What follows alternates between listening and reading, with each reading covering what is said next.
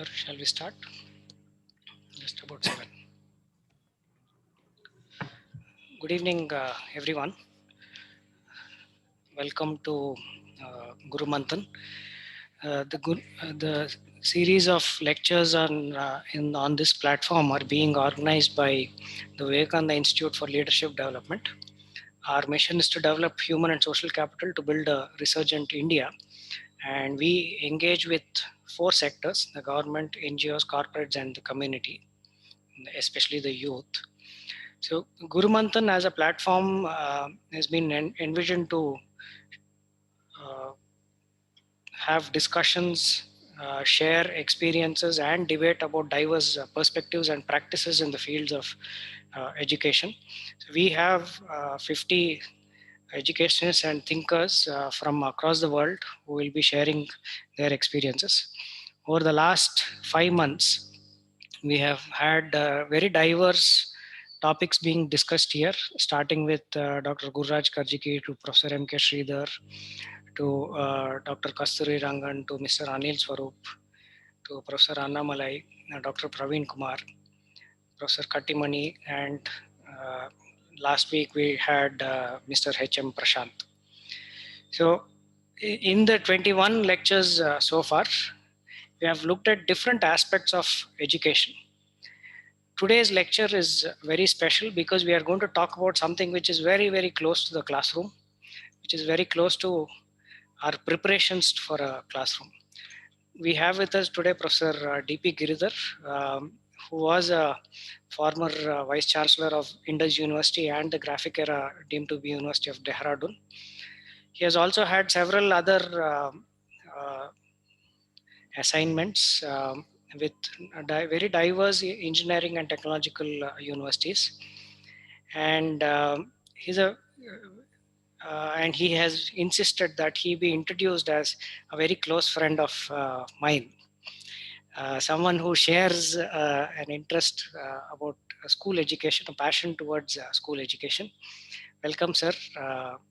We are very glad to have you here this evening with us. And today's topic is defining learning outcomes. And incidentally, this will be the last lecture of this year. So over to you, sir. And as usual, we will have the 25 to 30 minutes of lecture followed by Q&A session. Okay. Thank you. Thank you, Praveen, and namaste to everyone. At the outset, I would like to thank Praveen and the authorities of SVYM and VLEAD for giving me this great opportunity to interact with some of the best experts. Actually, I have attended quite a few of these Guru Manthan sessions, and I find that the entire plethora of people who are attending these Guru Manthan meetings are in themselves wonderful experts in the field of education, very passionate and very serious. So I'm feeling extremely privileged and proud to share a few of my thoughts. I will start with a brief presentation. Shall I share the screen now? Yes, sir.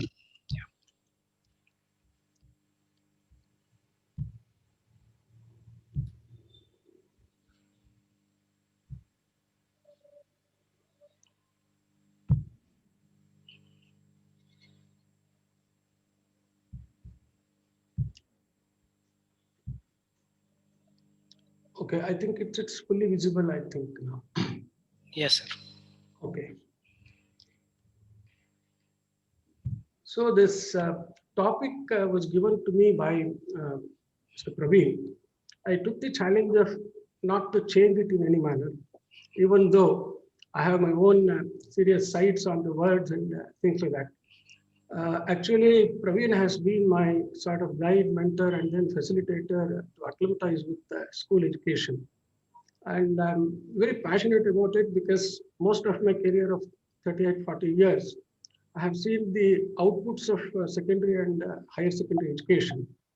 And there is a lot of passion for me to sort of step in and then do my bit to contribute in any little manner to the school education. And it is a divine coincidence that I came in contact with Mr. Praveen, and he has been one of a very special kind of a youngster.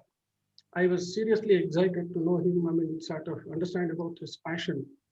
And then it was quite a challenge to draw his attention and then finally see that he starts becoming someone very close to me and then seriously helped me drive that passion. So in that context, I'm trying to take the topic as given by him and then let me see whether I can do justice to his expectations.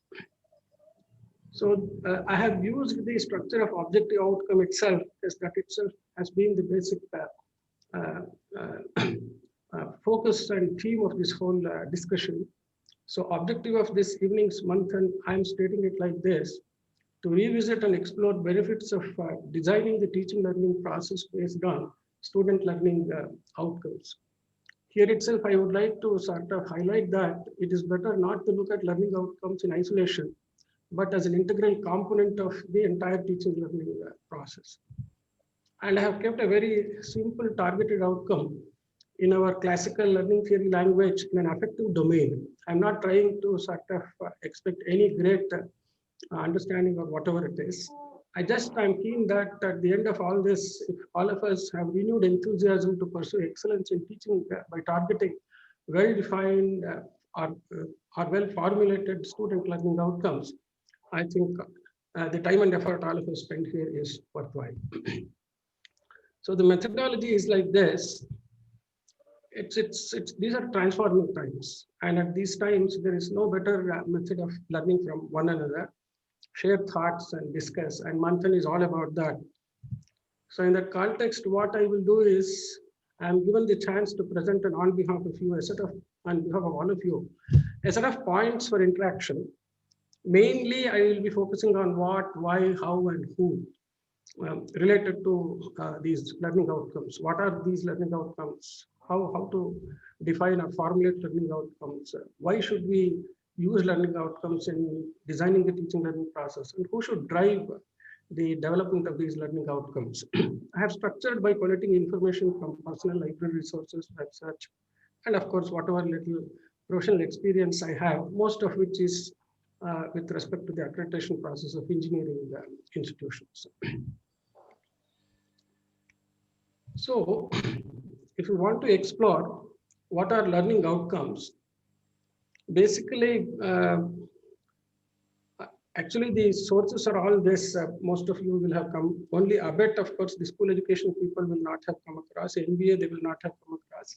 ABET stands for Accreditation Board of Engineering Technology of USA, which is sort of the mother of all this entire quality management process and quality assessment process of the education, focused on engineering technology. And then that has become a sort of a nucleus model on which all various other things have developed, like the National Board of Accreditation from India.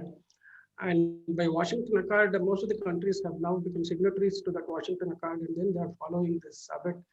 Like what India has as NBA, various countries have their own autonomous units of this accreditation. NAAC, of course, is something what is widely known to everyone. I was educated well by Praveen on this KSQASC, and then I went through that. Quite an amount of appreciable effort is there, even though I have my own reservations on various outputs of that.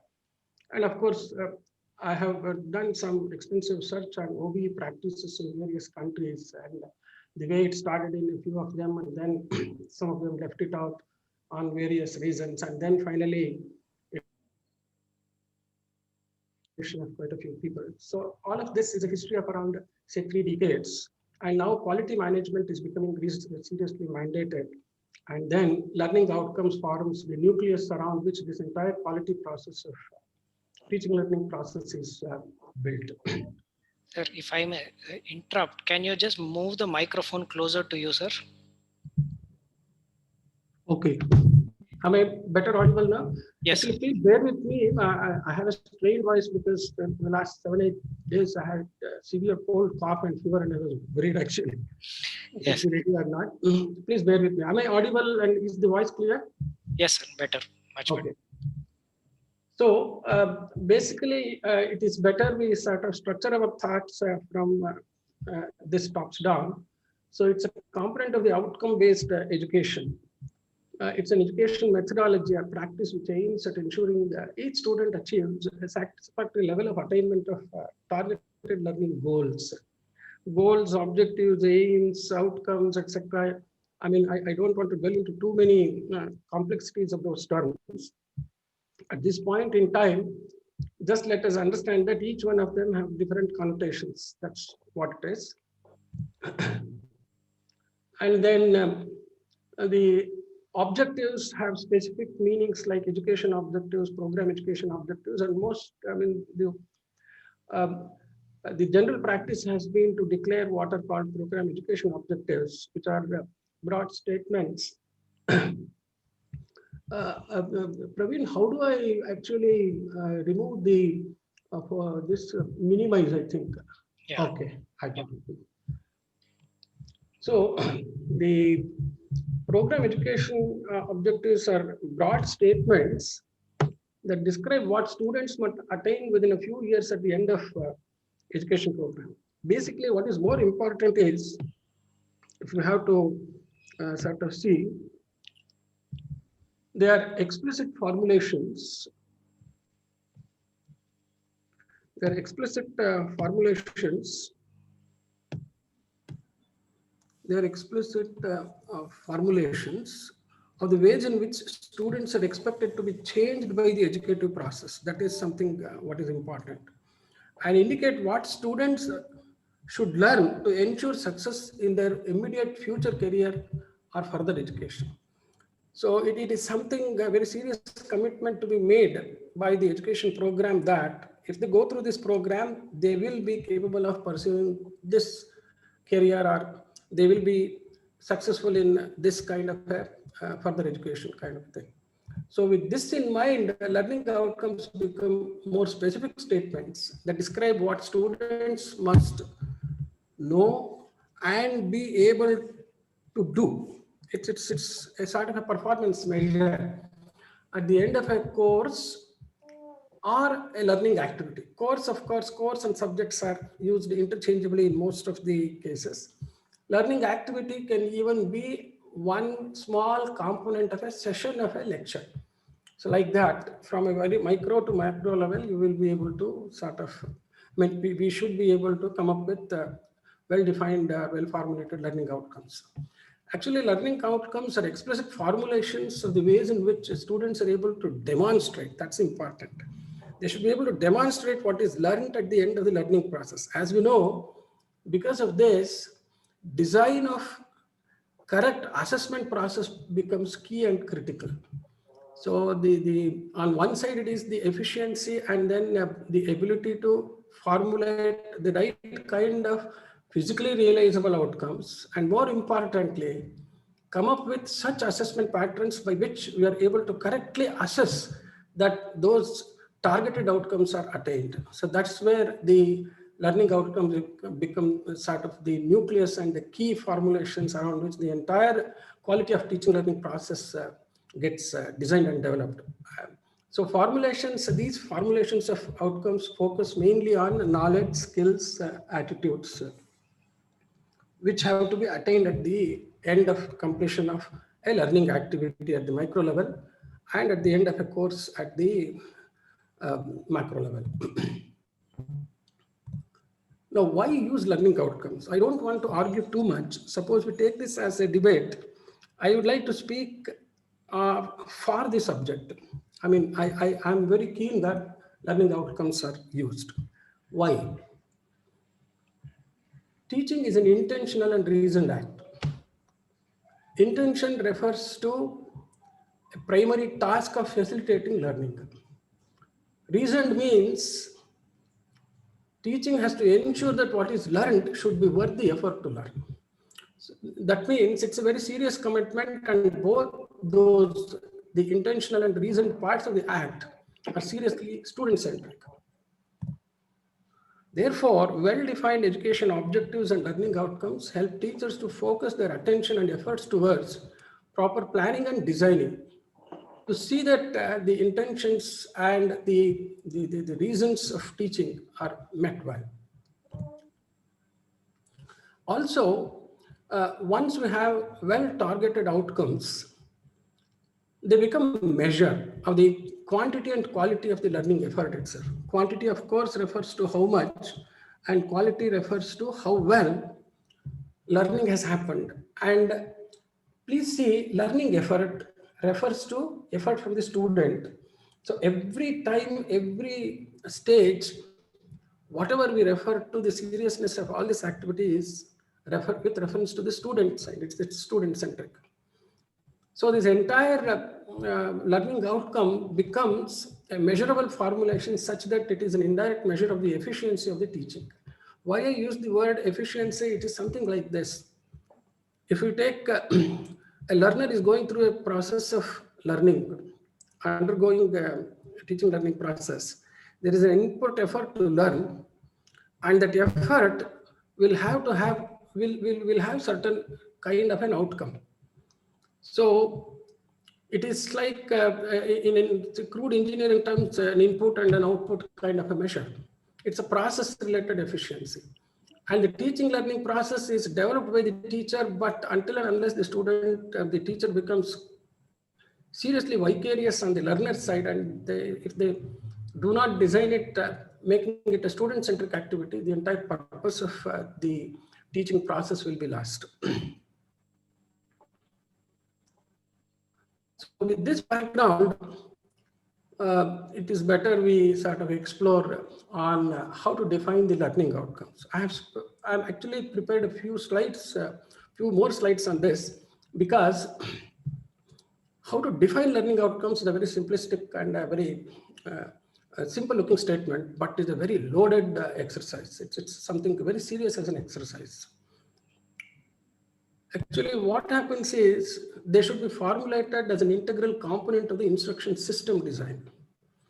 Here, I would like to preempt here itself.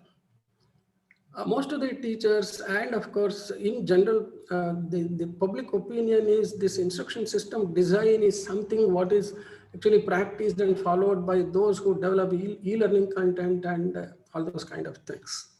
Dear friends, I have gone through a 3 years international project participated by some very important organizations like Commonwealth of Learning Canada, IISc Bangalore, IIT Mumbai, and then it was quite a long 2-3 years long run project.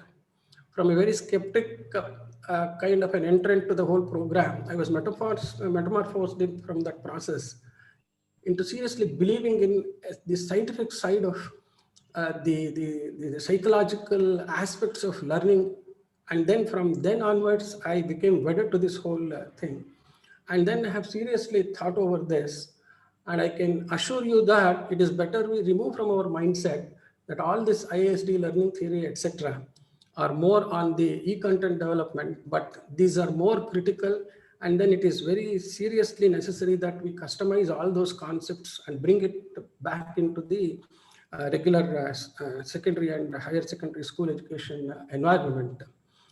For that matter, I have gone through the syllabus of B.Ed and other things. There are certain sporadic mentions of all of this, but it cannot be sort of seriously. I mean, it's difficult to do justice just by that much of a background. It's better one goes through a very serious, rigorous process of this. So in that context, it is better we start looking at what constitutes an instruction system and how learning outcomes become an integral element, even though instruction system is the nucleus around which the entire instruction system builds. So what are they? Well-defined education objectives. Even though they are at the program level as is generally stipulated, it is better even a course has an education objective. A topic has a very good well-defined education objective, and even for a session, there is certain degree of an education objective, which is generic in nature. And then learning outcomes gives the specificity of that. As we progress, I will give certain degree of clarity on that. Then the instruction format and then instructional resources. I mean, it's all about a planning kind of an exercise. Then the assessment format and the assessment resources. It can be as simple as question paper to various other forms. sky is the limit to come up with various formats of that. Then evaluation and certification formats. When I say evaluation and certification, certification not necessarily means a degree certificate. Certification is nothing but incentivizing and then sort of recording and then appreciating an effort someone puts. And most of the times, let us hope that certification is to spell out a positive outcome of something, not to certify a failure. So evaluation and certification are again at every stage. And again, another important aspect is, since they are measurable formulations, they mandate the use of some important guidelines to create rubrics for measuring the outcome attainment, and taxonomies have proved to be the best bet, and then it's used worldwide. And then there are widely accepted formats, and then new formats are coming, all those things. But more importantly, taxonomies form the basis of this. And all these taxonomies have been developed by cognitive psychologists, and then based on learning theory. For that matter, this whole field of cognitive psychology, learning theory, etc., have become quite aggressive and active in the last 2-3 decades. Even though the very original taxonomy started in the mid-50s, it's only since 3 decades that they have become serious. And then my web search and then looking into various research papers, I find very less activity in our country compared to what is happening in the developed countries and even a few developing countries.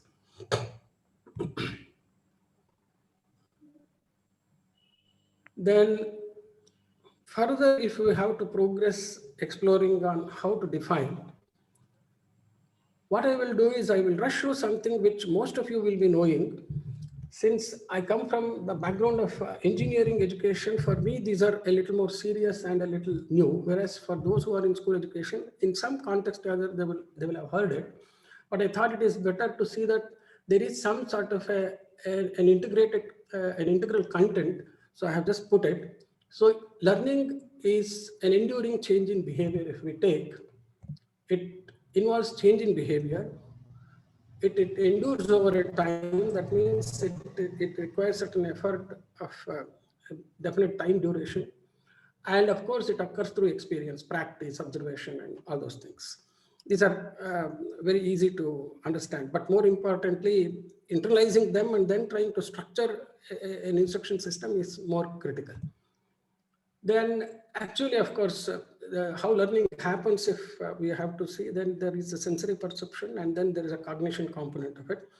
But if we look at this cognition, even though it is the mental and thinking process, still there is perception as well as this memory. These are related to the sensory perception, but the aspects of ability to analyze, use of the intellect, will be with reference to construction of knowledge, ability to solve problems, judge, and then of course, interpretation them in the way, the communication skills, the language and other things.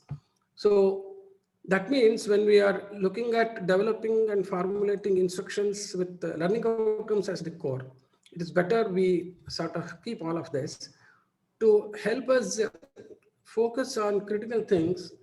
There is what is known as a 5-ordered step model, which is widely used.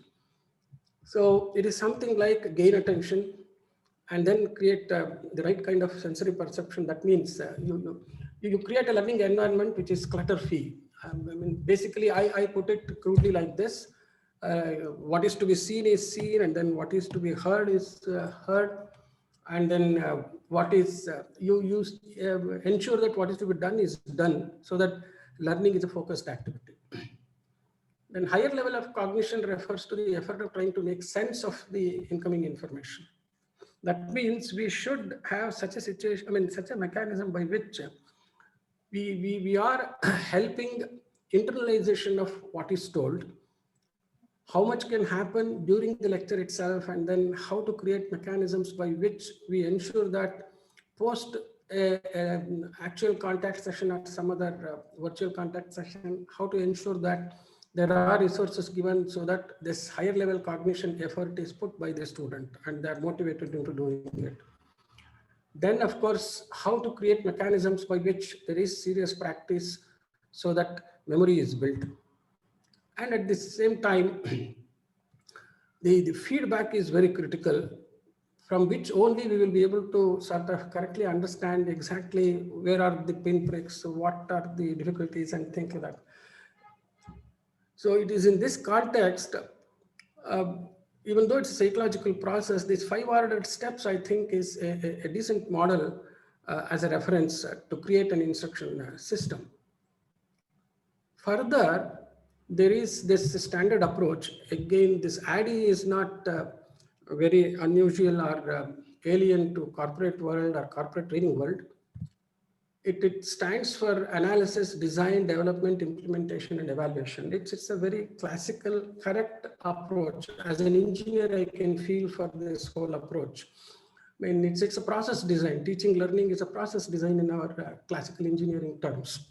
It's an activity of management for the academic manager, the academic people. So this whole exercise of analysis, design, development, implementation, and evaluation, as an approach to development of the instruction system, it is better it is developed.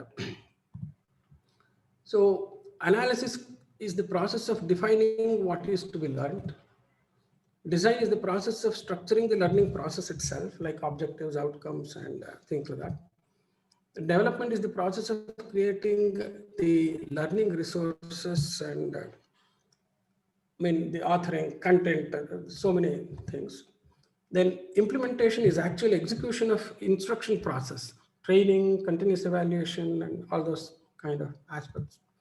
Then evaluation is the process of assessing the quality of the instructional process.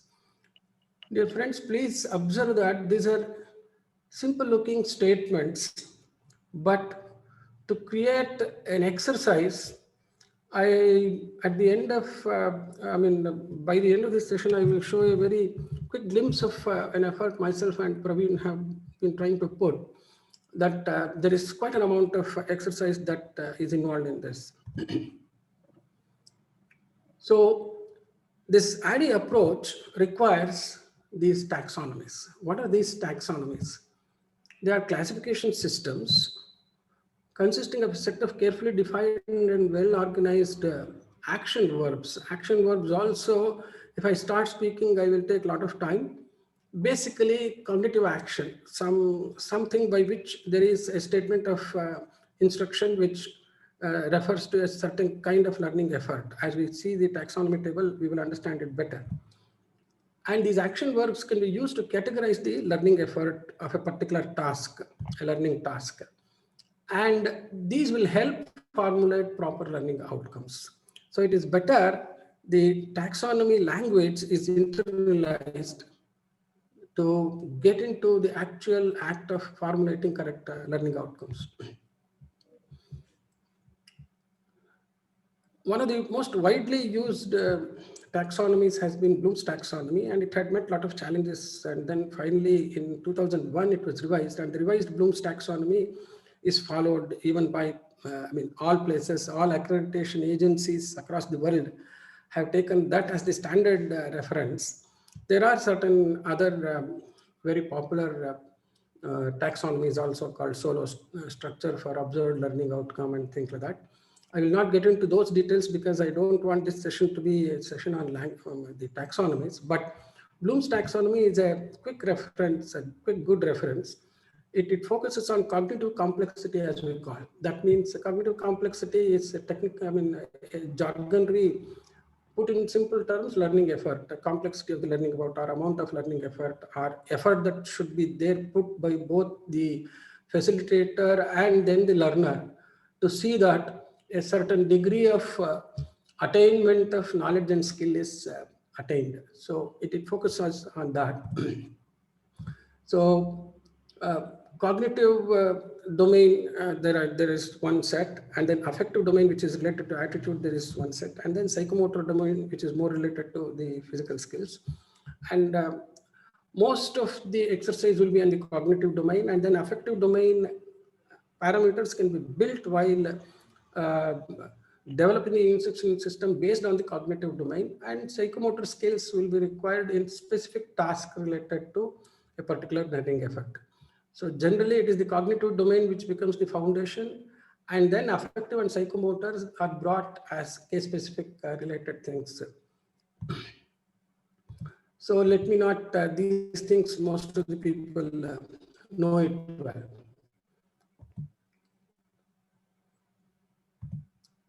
Now, this is something what I have sort of created to help understand it in the form of a matrix, so that in this direction, the cognitive complexity increases from, say, remembering as the simplest and the lowest level of a cognitive complex activity, to ability to create after having understood and then having practice to apply and then internalize the matter to analyze and then being able to evaluate right and wrong and then finally come up with the creation of new knowledge. This kind of a cognitive complexity format is developed. Similarly, there is classification of the knowledge aspect itself. Knowledge itself has been categorized into factual knowledge, conceptual knowledge, and procedural knowledge, and metacognitive kind of language. And metacognition is cognition of cognition itself. That means the student is able to sort of, in the process of internalization, they are trying to make a greater sense of the whole information that is received. So I have sort of tried to give some sort of a numbering for this, C1, C2, C3. So the suffix higher it is, then that is cognitive complexity level higher. Similarly, K1, K2, K3, just, I mean, the engineer in me has made some of these kind of structures. So again, 1, 2, 3 suffix on the knowledge side also shows an increase in the complexity of the knowledge format. So that a given learning task can occupy any one of this block in the matrix. For example, K1, C4 may indicate that the student is capable of analyzing a factual information and then apply a conceptual knowledge, then understand some higher level metacognitive knowledge process for the particular knowledge component and things like that. This, of course, may not be very clear to all of you, just to help you appreciate the fact that all these knowledge components also have subcategories in this, with a lot of examples and things like that. Similarly, the cognitive domain also, all the 6 cognitive complexities have further sub complexities, and then corresponding what are called action verbs like identify, retrieve is one. I mean, those action verbs. That means you are instructing a particular action from the student to assess an outcome. So most of these terms, if you observe, they are terms which can be used to assess a learning effort or a learning outcome. Even though this entire Bloom's taxonomy is having a title of education objectives, but all these action verbs more specifically help you formulate the action, I mean, formulate the outcomes and objectives. So this structuring of objectives and outcomes based on what I just show, I have shown a very simple example. I cannot take it as an example which simply describes every feature and facet of that. Just to help you understand the difference, a subtle difference between objective and outcome. So an objective statement can have a format like this. The student will learn to a cognitive process verb, whatever that is there, and a knowledge component. So if we use the taxonomy, the language of or the sentence structuring of an objective is easy to be formulated. If I take quadratic equation as an example, if the quadratic equation is considered as a topic, then at the level of an objective, you can state it as the student will learn to solve. So solve becomes a sort of a cognitive capability, we can call it. Find a solution of a given quadratic equation. So an objective statement can look like this. In the light of that, we can have a format of stating the learning outcome in this manner. Instead of will learn to, now you are committing that going through the learning process, now the student is able to perform a cognitive task on a knowledge component. That is how it is. So in that context, same quadratic equation, if I come to a very specific situation, we can say a student is able to solve using the method of perfect square a given quadratic equation. Now, depending upon the class, depending upon the situation and things like that and subject, we can use this as a format and then start formulating. Now, before I sort of go to that exercise, what we had done, this is an important pointed question what Praveen had sort of asked me. I had asked him, what do you want me to cover? And that he had raised this question. So I have come up with my perceptions. As I told you, please use these as points. And then these are my side of perceptions and my sides of approaches. And I'm very keen to hear and learn from other learned members here. Who should drive the use of learning outcomes? To the best of my knowledge, the existing practice is that government-sponsored autonomous accreditation boards, councils, they mandate a list of program outcomes and broad guidelines. In engineering education, I have seen program outcomes. I saw KSQAC, they have what are called learning standards, Kalika Manakagaru kind of a thing. Well, of course, I don't want to get into the debate of who is right, who is wrong and things like that, but there are certain indicators towards the outcomes from these agencies. And they also give broad guidelines to align these to program education objectives, mission statements, and the vision. This is a very serious process of the education program. That means it's a big management exercise. If we have an education program, we should be able to create a vision for the education program. And then to realize the vision, we have to come up with certain mission statements, exactly what we are going to do to realize the vision. And then those will convert into a set of objectives, and then they get into outcomes. It's a very serious tops down or bottoms up kind of an approach, but they're all integrated. But somehow for me, the flip side is that because there are these accreditation agencies and things that everyone is taking them as an issue of now we are verified, we know how to teach, all those kind of things. I have been part of this whole process. I have been a serious witness to the way people have reacted to all these kind of regulatory agency related outcomes. So the flip side of this, having autonomous accreditation agencies or regulatory agencies is that very few institutions approach this with sincerity of purpose. So the ugly side and the underbelly of all of this, I don't want to speak here because I don't want to get on those negative sides. And if this is my opinion, it's like this. I stand to be corrected on this opinion. I wish I'm wrong in this. So my experience has driven me to sort of this thought. I prefer and I would like to propose a self-driven workshop mode approach by subject or course groups. For example, in a school level, mathematics group, a science group, a language group, in that again English language, Kannada language. It is better the language groups also sort of integrate. Of course, these are debatable issues, and this is Manthan and debate, so I'm just throwing certain thoughts. To design robust subject-specific instruction systems, please bear with me for this loaded statement. This I have loaded deliberately to show how exactly it's a very serious task. So to design robust subject-specific instruction systems, formulating well-defined education objectives and student learning outcomes, aligning with the institution level program education objectives, mission, vision. I tell you, if this is not the basic agenda, getting into learning outcomes for me has no purpose. That means it's an approach to be driven by the institution, but self-driven at the subject level by the subject groups.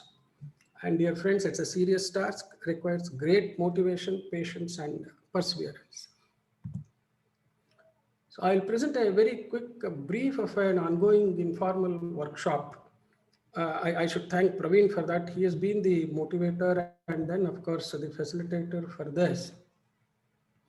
For developing instruction system for high school mathematics, we are very keen, and then we are targeting sample formats of a few sessions for a topic, a kind of a thing. That itself, we are now feeling it's quite ambitious, but still we would like to come up with that. As is various basis stage itself, I would like to show just to highlight the amount of effort and seriousness that this whole exercise requires. I hope to complete some sample publishable formats by say end of January. I mean, because of my own other personal priorities and things like that, it has taken backseat for the last 2.5 months. But I'm very keen and hopeful that it will be finished. So I'll just, one thing is, of course, I would like to take this opportunity first to thank Praveen, and he has identified 4 dedicated teacher volunteers of government high schools in rural areas. Incidentally, they were award winners in the last year's Guru Manthan. So they have provided me a great learning exercise to understand the entire aspects of teachers, their motivations, their skills, their backgrounds, what needs to be done. And I think that it's been a great learning experience for me. And Praveen has participated in quite a few of them. We will be finishing it in a month or 2. So before going to the conclusions,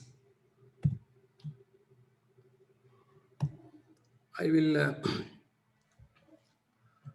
present this OneNote sheet.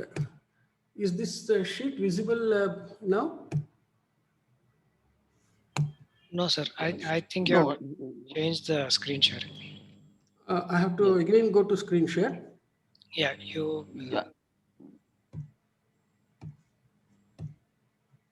Okay. or you could Oh, shit. try stopping the share and then sharing the new ones. Is this now visible? Yes, sir. Yeah. Okay.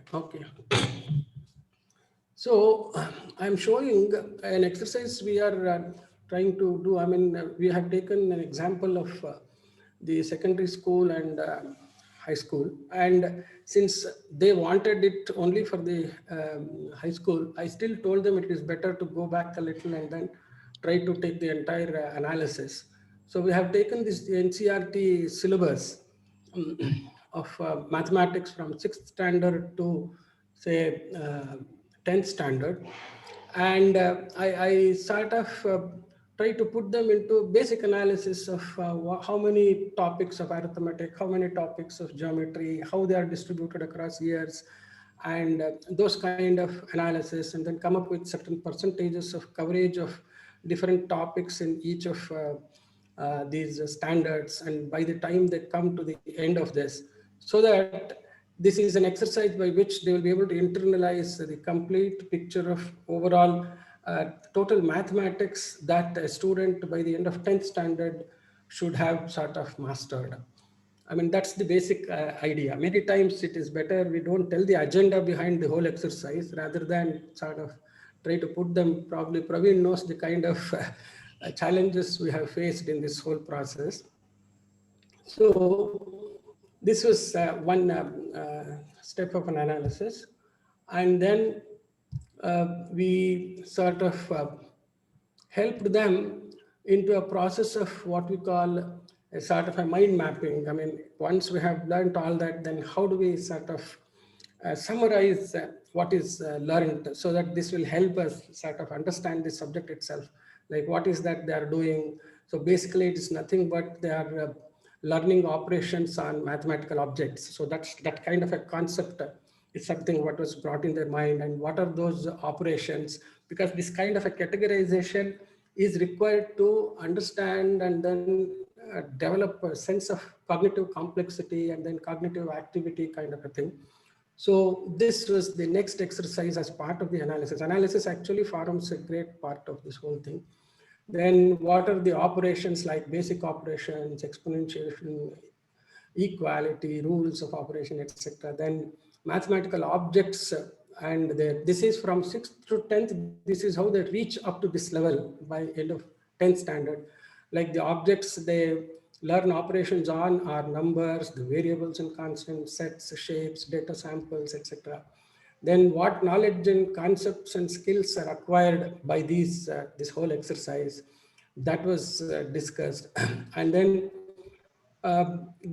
is it really going to be useful for that? How to analyze what are the avenues of secondary education students, what are the possibilities and choices based on their interest, passion, opportunities, socioeconomic challenges, privileges, parents' choice. So many forces are there finally which decides thing. And then we also realize that there will be people who drop out from formal education, then they get into vocational or certification courses, and a few privileged will get into higher education, which may be again in social sciences STEM. Why I'm giving all this is it is better. Every teacher has certain basic picture of these kind of things in mind, health sciences and things like that. It's not that none of us know about this, but trying to collect this as information and keep it as a reference data set to come up with the learning outcome is more critical. So that is where this mind mapping kind of an exercise helps. For a corporate person, these are not very, very new. Why is it new as process for an education system? To the best of my knowledge of 40 years of experience is accountability as a component of this activity has been the least. So unless someone is self-driven, some of these things have never become part of the whole activity. And to me, I keep telling Praveen that still at this point in time, education, we are part of an unorganized sector, at least in certain component of the whole activity. So then how does, with that as a background, how did secondary school mathematics help in post-secondary avenues? What can be the outcomes if they sort of study, like for example, compute to quantify, analyze to find a mathematical model like that. We developed the various knowledge and skill set groups. And then how this acquiring of the attributes, basically they are all attributes. The characteristics that we expect the students who come out of a 10th standard, how that those attributes help. We listed, builds a mindset of taking adversity as a challenge, because in mathematics, always we say you're posed a problem kind of a thing. I mean, in real life situation also, something for which you do not have a ready-made solution, if it is posed, that is when we call it a problem. And we also help people understand what is an exercise, what is a practice problem, all those kind of things. Then this subject helps build a mindset to pursue perfection, even if they go into say an ITI kind of a trade, error tolerance, precision, all those things become very important. I mean, it's mathematics which has to build these things, build ability to connect ideas within mathematics, between mathematics and other subjects, all those kind of ideas. And then if that is the case, if we have to plan, it is also better that we group the entire mathematics into some 2-3 main sectors of certain degree of homogeneity of the basic activity. So for that, we learned that there can be a method of grouping them by operations, or there can be grouping by mathematical objects. This very concept of looking at mathematics as a set of operations on mathematical objects gives us a good idea. So we realized that it's quite advantageous, and a lot of homogeneous type of learning tasks are there in arithmetic and algebra, and the kind of learning tasks and hence learning resources and hence definition of learning outcomes. See, for all of this, please observe, this analysis helps us finally come up with correct, meaningful, practically realizable learning outcomes. For example, geometry, trigonometry, and analytical geometry have certain nature of operations. There is geometric sense that is developed, angular measurements that are learned, positioning with reference to coordinates. These are all very important knowledge and skill sets. Then statistics and probability helps us how to use abundant data and then create meaning out of data and then learn to make some simple decisions through data analysis. This kind of analysis we did based on whatever syllabus curriculum that is there from 6th to 10th standard. Then we utilized this to sort of come up with certain formulations of certain concepts of this learning theory based on this.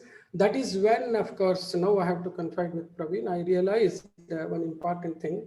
Of course, I was seriously passion driven and things like that. I realized that it's better not to drive drive people too much into the cognitive psychology part of this whole development. Everyone, we have to find a few who will be adept at this, because this also requires an aptitude for learning this. It's better we don't drive everyone to a certain degree of despair because of the serious rigor that is involved in the psychological design, design of a psychological component of this whole learning outcome. But this whole exercise of driving them to despair helped us realize and understand very important things. I mean, it's not their mistake. They were ready to be the guinea pigs of the design of this whole workshop. Guinea pigs is a very demeaning term, but don't mistake me. They have not lost their motivation, but they have given me very critical directions as to where they would like to sort of focus. And this has helped me realize that let me act as the person of the mathematics group who will develop the templates so that they will be able to use the templates. I was trying to sort of see that everyone learns the basics of this. Then I realized it is better not that everyone gets into the serious rigor of the psychology, I mean, the science of psychology related to the learning outcome process. Then, of course, we did some exercises on these various components by some examples. Then we took a particular topic. So quadratic equations as a topic was selected. And then this entire topic's basic portions were taken. What are the main concepts and results that they should acquire as given in the NCERT? They were categorized into the knowledge domain formats. And then to see that for each knowledge component, if you remember that table I had shown, on the rows were all knowledge components, 4 knowledge classifications, and then all the columns were the cognitive complexity columns. So from these knowledge components of each of this, we tried to develop the learning outcomes. And also from all these learning outcomes, finally, we decided on a learning objective. And then from all of this, using all these standard action verbs and things like that, we were able to sort of post each learning outcome, student learning outcome, into the corresponding components of knowledge and cognitive complexity, which will help us come up with actually this final formulation for each learning outcome. What should be the instruction format and resource? What should be the assessment format and resource? What should be the evaluation format and resource? Which again depends on whether it is a fully contact session, whether it is an online virtual session, or it's a mixed mode session, or fully asynchronous kind of learning, all those kind of things. So this is where it has come to a stage. And the mandate on me is to come up with sample formats. So with this, Praveen, I think I have come to the end of my presentation, and then I will conclude in the end. Thank you, sir. Sorry for taking a lot of time. You know me, I am used to 2-hour sessions. It was very tough for me to have a 20 minutes session. Thank you, sir. We do have some very interesting questions coming in the chat box. A couple of questions, if I may kind of put them together, is Right. and incidentally we did discuss about it a few days earlier, is many times there is a focus on completion of syllabus and we seem to take a kind of a top-down approach when it comes to defining these learning outcomes. So generally at a school level or at the teachers level, there is a perception that they have very little say in what the syllabus should be, or what are the learning objectives of a program, like let's say 10th standard or high school. What is your take on that, sir? One thing I have always seen is it is better in any of these kind of exercises. We should never attempt to change systems. That is something what I'm very keen with. And many times we always try resort to sort of blaming the system. Uh, I mean, the first reaction like that will be more because we will not be keen on the whole exercise. I mean, I may be wrong in this. The other thing is, because of the fact that this accreditation process, someone comes and then they subjectively evaluate all those kind of things, teachers are also driven to certain degree of trying to play to the norms. It becomes a normative kind of a game, and that is the reason why all these things happen. So best is not to feel seriously irritated, is uh, to come up with their individual specific tasks for the class in the form of learning outcome. This tops-down approach, what you said, I didn't correctly comprehend completely that. What was the tops-down approach you said? It is as if the syllabus and the curriculum itself is imposed on the teachers, and they have very little say. Yeah, I mean, see, unless and until you have autonomy to formulate your own syllabus and things like that, better to learn ways and means of having to play within the framework rather than try to feel dejected out of that. See, the smart side is to become better within the framework of the system rather than try to do something what I would like to do. Kind of thing. That's not the right approach. It will unnecessarily lead to hard works. It is not going to help the situation. Thank you, sir. So I have a follow-up question from the same. Like you said, the most of the when you focus on learning outcomes, learning objectives, to a large extent, the accountability shifts to the teachers in terms of how the students turn out, how they perform, and all that. Having said that, one part being that our systems are not built like that, but the teachers have no say in the input per se. So, and we know that the entry level competencies of most of the students who come in may not be uniform also.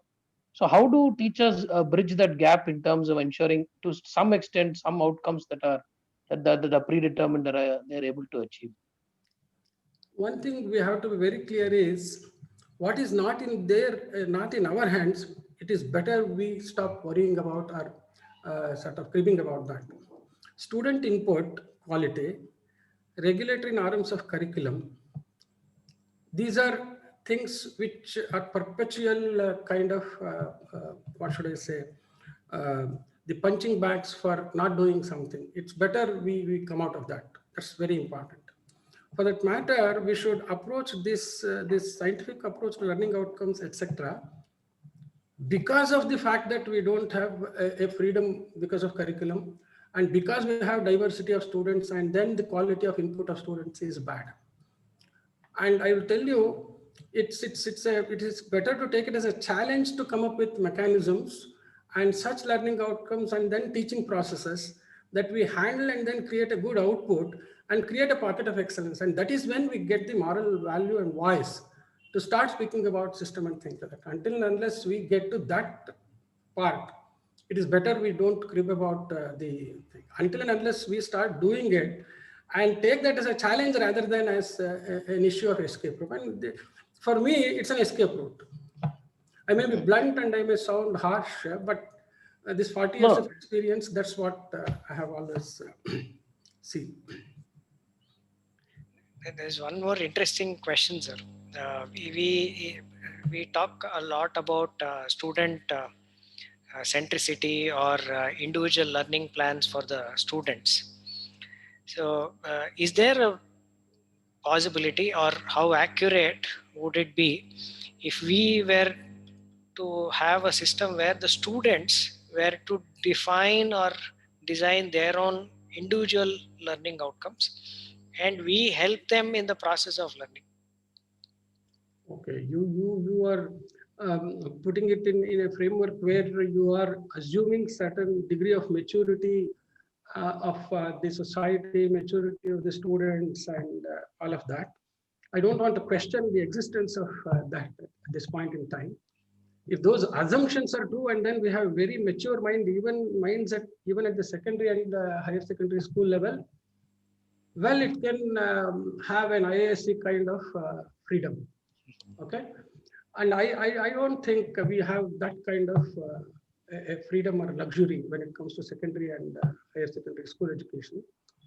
But more importantly, whether there is maturity of mindset or not, making students participate in the process of this whole development of the learning outcomes and things like that, and thereby train them and then buy them in this whole process of development design of the instruction system is much better than trying to sort of give it as a freedom of expression for them. See, for them also to express, they also need to be given certain degree of information and then certain degree of training to think about the whole learning process itself. So we should so design a workshop of developing these learning outcomes that there are components and times and then modules in which students should be participant in this whole process. That's how we should take them. Ramesh, you had a question? Yeah. The second part is, while we discuss all of these, like you said very clearly, if you since I have also worked on e-learning modules and other things for the corporate sector, it is almost a given that learning outcomes, learning objectives, instructional systems design, all of these things are come as it's almost expected to be done. But within the education system, forget even the at the level of the teachers, even at the schools, or even within the larger education system, at least as far as I know, I don't see either an understanding or, for that matter, even an acceptance towards going in this direction. Do you see this changing at all? Do you see the kind of rigor that is seen in corporate or CME level training that happens in this one coming at all into the uh, school education system? To be very frank with you, I have yet to see that kind of change. Basically, it's a change management exercise. For that matter, in our country, this outcome-based education, then the harping on this, I mean, harping is a harsh term, but somehow, unfortunately, I always have reflex for such harsh terms. So harping on these learning outcomes and all those things have become sort of mandatory, normative, and it has become an existentialism, I mean, existential kind of an issue for this engineering education and management education, technical education, and things like that. Even in such places, this scientific approach has not come. It's a cut-paste kind of terminology. So everyone is going to play to the norm, and then normative games never help. Never help. It has to be self-driven, and then the self-driven comes. I'll accept tops down from the promoters of the institutions. It should come down. I recently heard that Mr. Youngster Sahil Agarwal. I went through his website. I was actually touched, and then I was excited to see the kind of changes, and I felt they were not changes for the sake of changes. Someone who is really creating a pocket of excellence. Unfortunately, even in engineering education, where now quality management is a mandate and then accreditation is a mandate for their existence, there also this corporate level, serious, organized, well-designed scientific activity, big zero. Except in places like IIT Madras and IIT Mumbai and some places. And unfortunately, they are the people who will be in those committees of these expert committees of accreditation process and things like that. So it's something like that. I will tell you, you do it kind of a thing that is happening. So nothing seriously good is happening. And I saw KSQ ASC, the Karnataka state's mention. First, I would like to sort of appreciate the state government to have come with at least a sort of a quality process. But again, it will have the same kind of an effect as these NBA accreditation, NAC accreditations have on the schools. And actually, Praveen has shared some of the kind of malpractices that happen in KSQAC also. So that is what I will be concluding, what I feel that should be done, who should drive this. That's what I would like to conclude. Thank you. Thank you very much, sir. I think we can go towards your concluding remarks now. Thank you. So shall I again present that screen? I think I should again, should I go to share screen? Yes, sir. Yeah.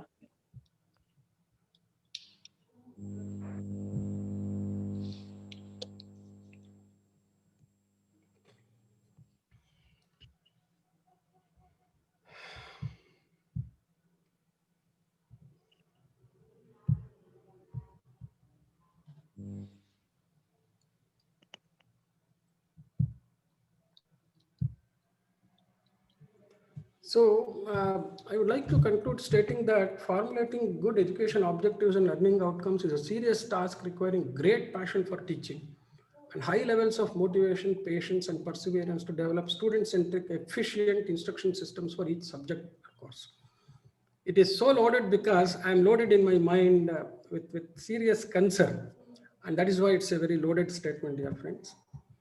And my personal experience with that workshop is that at least one teacher from each subject group should be trained and then should be motivated to focus on developing expertise in and leadership responsibilities to coordinate annual workshops to design subject-specific instruction systems by IDEA approach, where the learning outcomes actually become the nucleus.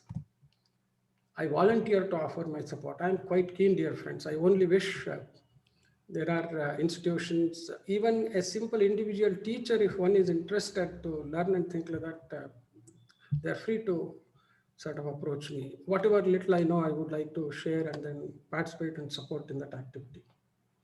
So I would like to thank once again the authorities for giving me this great opportunity to interact. Unfortunately, however much I tried, I practiced also, but somehow 20 minutes, 30 minutes has been the biggest challenge for me in life. Probably this is the first time I have spoken for 20, 30 minutes. So I'm very sorry, Praveen, that I overshot my time. But once again, thanks to the authorities for giving me this great opportunity, and thanks for everyone. Thank you.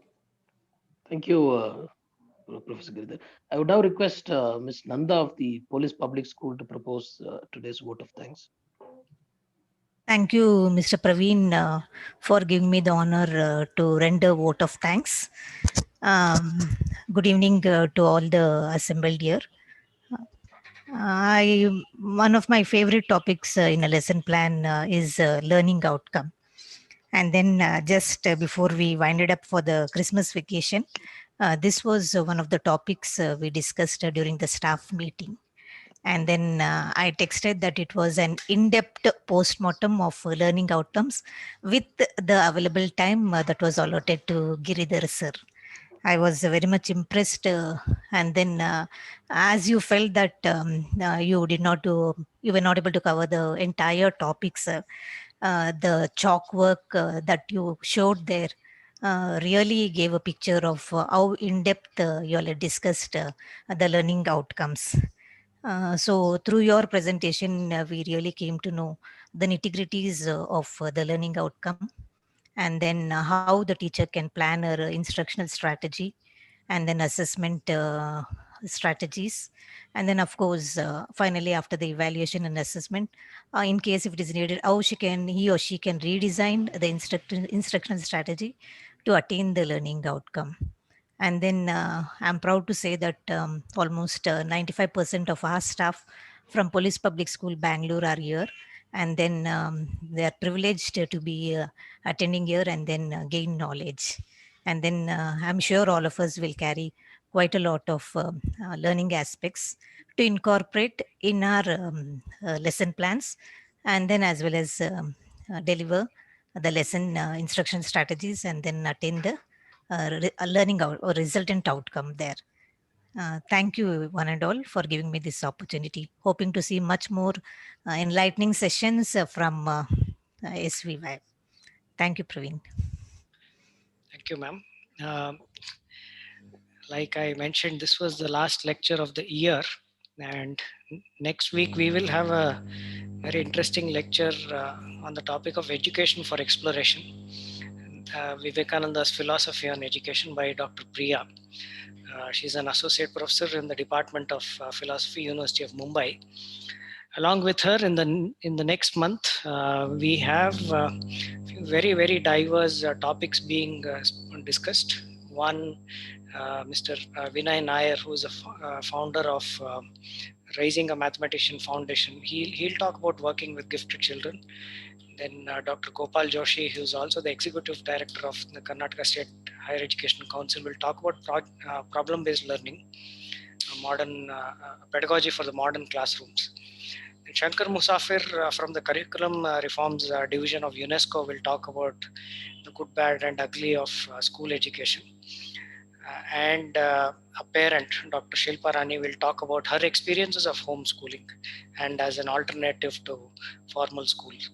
So do join us, and do keep sharing your feedback. Wish you a very happy new year. We'll join you all in the new year. Thank you. Thank you, Girdhar sir. Thank you. Thank you, sir. Thank you, Dr.